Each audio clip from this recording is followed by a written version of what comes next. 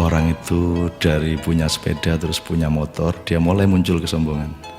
Dari punya motor menjadi punya mobil, tambah lagi kesombongan. Jadi dia terancam sebenarnya oleh kelemahan jiwa. Jadi setiap akses yang naik, akses yang berkembang itu resikonya karena dia harus diwadahi oleh jiwa manusia yang lemah. Maka eksesnya adalah kesombongan itu, keangkuhan.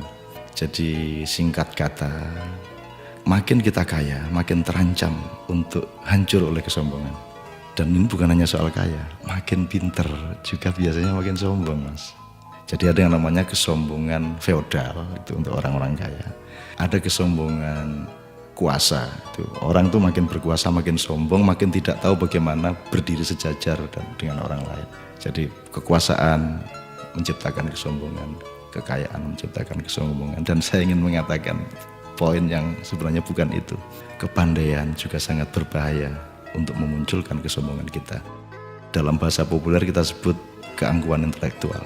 Tapi yang lebih berbahaya lagi, menjadi orang soleh, orang alim itu juga bisa menimbulkan kesombongan. Jadi banyak orang-orang yang beragama dengan tekun, salah satu hasilnya adalah dia sombong atas orang lain.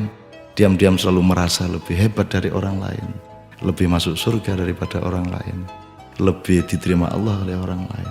Jadi teman-teman sekalian, sesungguhnya ajaran yang paling dahsyat keindahannya adalah ajaran mengenai tawadhu, ajaran mengenai kerendahan hati.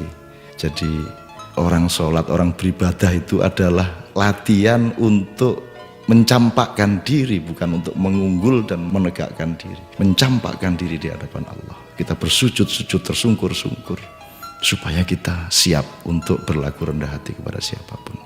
Karena sekarang ini betul-betul bukan hanya orang kaya, bukan hanya orang kuasa, bukan hanya orang pintar, tapi orang alim juga sombong. Itu namanya kesombongan, kesombongan orang alim. Jadi tidak lantas kita jangan jadi alim supaya tidak sombong, atau jangan tidak kaya supaya tidak sombong, tidak begitu. Tapi kayalah, tapi tidak usah sombong.